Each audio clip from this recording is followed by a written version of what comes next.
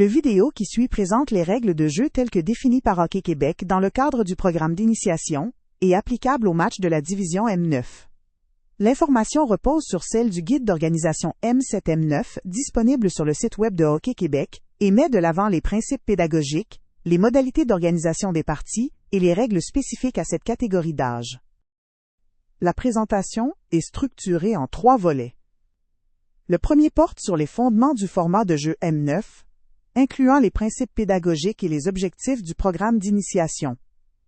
Le deuxième volet aborde l'organisation des matchs, notamment la configuration de la surface de jeu, les alignements et les rôles des officiels. Enfin, le troisième volet présente les règles de jeu spécifiques à la division M9, telles que les mises en jeu, les changements de possession et les punitions. Chaque section vise à soutenir les intervenants dans leur connaissance de l'environnement de jeu sur demi-glace. La section qui suit met en contexte les aspects pédagogiques du programme de jeu en espace restreint et les rôles des intervenants. Le format de jeu demi-glace proposé au M9 s'inscrit dans l'environnement d'initiation défini par Hockey Québec. Ce cadre d'activité vise à soutenir l'apprentissage des enfants en leur offrant un contexte d'entraînement et de jeu adapté à leur niveau de développement. L'initiation repose sur des principes pédagogiques qui privilégient le plaisir, l'apprentissage et la progression individuelle. L'objectif n'est pas de former des athlètes performants ou de créer un contexte compétitif dès le départ, mais de permettre à chaque enfant de découvrir le hockey à son rythme, dans un environnement stimulant, structuré et adapté à l'âge. Dans ce contexte, Hockey Québec assume un rôle d'encadrement. L'organisme établit les règlements, les paramètres du jeu, développe les outils pédagogiques et assure la formation des intervenants. Les associations locales, les ligues et les régions sont responsables de la mise en œuvre des activités sur le terrain, en respectant les orientations provinciales. Cette répartition des rôles permet d'assurer une cohérence dans l'application du programme et de soutenir le développement harmonieux des jeunes hockeyeurs. Le format demi-glace adopté au M9 permet d'ajuster l'environnement de jeu aux capacités physiques, techniques et cognitives des jeunes joueurs et joueuses. Cette configuration favorise une plus grande fréquence de contact avec la rondelle, une implication active dans le jeu et une prise de décision plus régulière. Dans plusieurs sports, il est reconnu comme essentiel d'adapter les dimensions du terrain et les règles selon l'âge des participants. Le soccer réduit la taille du terrain et le nombre de joueurs, le basketball ajuste la hauteur des paniers, et le tennis propose des balles et des surfaces adaptées aux jeunes. Il devient donc évident que le hockey, pour soutenir l'apprentissage et le développement des enfants, doit lui aussi offrir un environnement proportionné à leur réalité.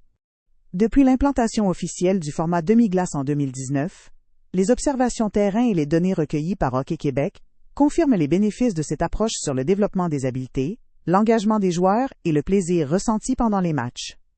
Ce choix pédagogique s'inscrit dans une volonté d'offrir une expérience de jeu adaptée, dynamique et centrée sur l'apprentissage.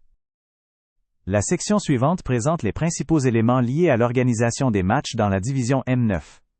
Elle couvre la configuration de la surface de jeu, les alignements, les rôles des officiels et les responsabilités des intervenants.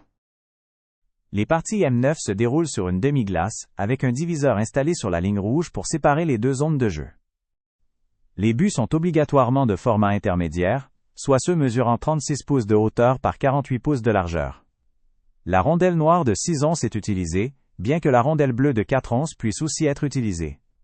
Une rondelle plus légère favorise un jeu plus rapide et une meilleure exécution technique, en particulier chez les plus débutants. Advenant qu'une patinoire de dimension non réglementaire soit utilisée, communément appelée petite glace, la surface totale de celle-ci ne pourra pas excéder 8500 pieds carrés. Avant et entre les parties, l'installation du matériel est faite par les bénévoles ou par les préposés à l'entretien de la glace, en fonction de l'entente entre l'association et les responsables de l'aréna. Pour les matchs de la division M9, la présence d'un officiel hors glace, soit un marqueur chronométreur, est obligatoire pour chaque partie. La présence d'un officiel sur glace est facultative et déterminée par l'association en collaboration avec la région et les arbitres en chef. Si aucun officiel sur glace n'est disponible, un entraîneur désigné par les équipes peut assumer ce rôle. Cette mesure vise à permettre la tenue de match et d'éviter les annulations en raison de l'absence d'officiel. Pour toutes les parties, une feuille de match est utilisée par le marqueur pour consigner les alignements et les pénalités. Le pointage des parties n'est pas compté, ni affiché. Cette règle a pour but de mettre l'emphase sur l'aspect ludique des matchs et éviter de créer un environnement axé sur la compétition, en particulier par les adultes responsables d'encadrer les jeunes. Les matchs M9 se déroulent en 2 périodes de 21 minutes à temps continu. Les présences sont chronométrées et durent entre 90 et 120 secondes, afin d'assurer un rythme soutenu et une participation équitable pour tous les joueurs. La deuxième période peut être allongée, mais la durée totale du match ne peut excéder 60 minutes. Chaque équipe aligne idéalement 8 patineurs et un gardien de but. Une rotation entre les positions d'avant et d'arrière pendant le match doit s'effectuer pour favoriser la polyvalence. Une équipe peut évoluer avec un minimum de 6 patineurs et un maximum de 12. Derrière le banc, exactement 2 entraîneurs dûment accrédités doivent être présents en tout temps afin d'assurer la sécurité et le bon encadrement des joueurs. La prochaine section présente les règles de jeu spécifiques pour les matchs sur demi-glace à la division M9. Le jeu M9 repose sur une approche progressive de l'enseignement des règles. L'objectif est de favoriser un jeu dynamique et en continu, sans interruptions inutiles, afin de maximiser l'engagement moteur, et par le fait même, le plaisir des joueurs et joueuses. En tout temps, les parties se jouent à 4 contre 4, sans application des règles de hors-jeu ni de dégagement refusé. Pour minimiser les temps morts, les mises en jeu ont seulement lieu en début de présence. Ces ajustements permettent aux enfants de se concentrer sur le jeu lui-même. L'objectif principal demeure le développement technique et moteur des jeunes joueurs. L'apprentissage des règles plus avancées pourra se faire ultérieurement, une fois que les bases du jeu auront été bien intégrées. Au M9, chaque présence débute par une mise en jeu. À la fin de la présence, les joueurs doivent quitter la glace immédiatement et laisser la rondelle sur place. L'officiel récupère la rondelle et se positionne au point de mise en jeu central ou au point le plus rapproché si nécessaire pour relancer le jeu plus rapidement. Dès qu'un joueur de chaque équipe est en place, la rondelle est mise en jeu sans délai. Les autres joueurs rejoignent l'action dès leur sortie du banc. Cette procédure permet de maintenir un rythme soutenu et de réduire les temps morts. Elle favorise un jeu fluide, tout en simplifiant les transitions entre les présences. À l'exception des débuts de présence, tout arrêt de jeu entraîne un changement de possession plutôt qu'une mise en jeu. Lorsqu'un but est marqué ou que le gardien immobilise la rondelle, la procédure suivante s'applique.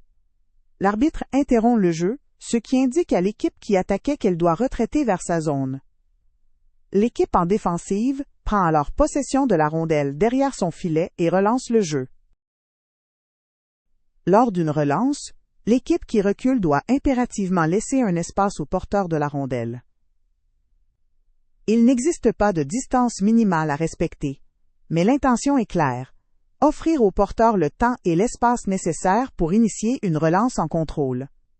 La pression ne peut être exercée tant que le porteur n'a pas effectué une première action. Cette action peut prendre différentes formes: une passe vers l'avant, une passe derrière le but, ou un transport de la rondelle au-delà de la ligne des buts. En pratique, demander aux joueurs de reculer vers le centre de la patinoire offre le temps et l'espace nécessaires. Au besoin, l'arbitre peut intervenir. L'objectif est de permettre une reprise rapide du jeu, sans délai, tout en garantissant au joueur porteur une chance réaliste de sortir de sa zone avec efficacité. À l'exception des hors-jeux et dégagements refusés, les situations nécessitant un arrêt de jeu comme une rondelle sortie de la surface, une passe avec la main, un bâton élevé ou la présence d'un joueur blessé s'appliquent normalement. Si le filet est déplacé, l'officiel peut choisir de le replacer pendant le jeu, sans nécessairement arrêter la partie, selon son jugement. Cette souplesse permet de limiter les interruptions tout en maintenant un environnement sécuritaire. Lorsqu'un tel arrêt de jeu est nécessaire, la relance s'effectue en remettant une rondelle à l'équipe non fautive, au même endroit où le jeu a été interrompu. L'équipe adverse doit reculer pour permettre une reprise sans pression immédiate. Les principes qui s'appliquent sont les mêmes que pour la relance derrière le but. Encore une fois, l'objectif est d'assurer un jeu dynamique et de minimiser les pauses. L'apprentissage du franc-jeu et de l'esprit sportif fait partie intégrante du développement des jeunes joueurs. Dès le plus jeune âge, il est essentiel de leur transmettre les valeurs de respect, de coopération et de responsabilité sur la glace.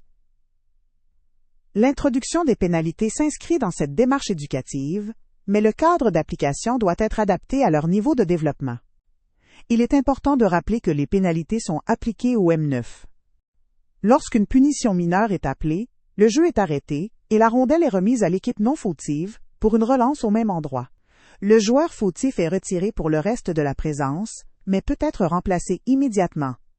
Si un joueur reçoit une troisième pénalité, dans un même match, il est retiré pour le reste de la partie.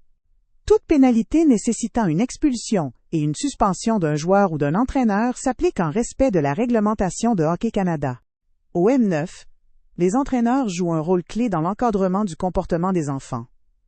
Ils sont appelés à intervenir directement auprès des joueurs pour corriger les gestes inappropriés et à collaborer avec les officiels pour assurer le bon déroulement des matchs. Une capsule complète est disponible sur la chaîne YouTube Initiation de Hockey Québec pour expliquer en détail l'apprentissage et l'enseignement des pénalités chez les plus jeunes. La présence d'un gardien de but est prévue pour chaque équipe. Toutefois, aucun gardien ne peut être retiré pour ajouter un cinquième patineur afin de maintenir l'équilibre du jeu.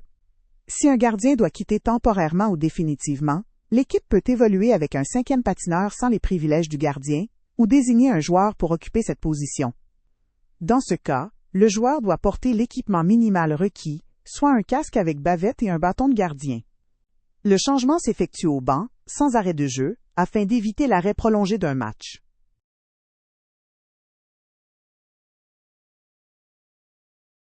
Pour soutenir les intervenants dans l'application des règles et l'organisation des activités M9, plusieurs ressources officielles sont disponibles.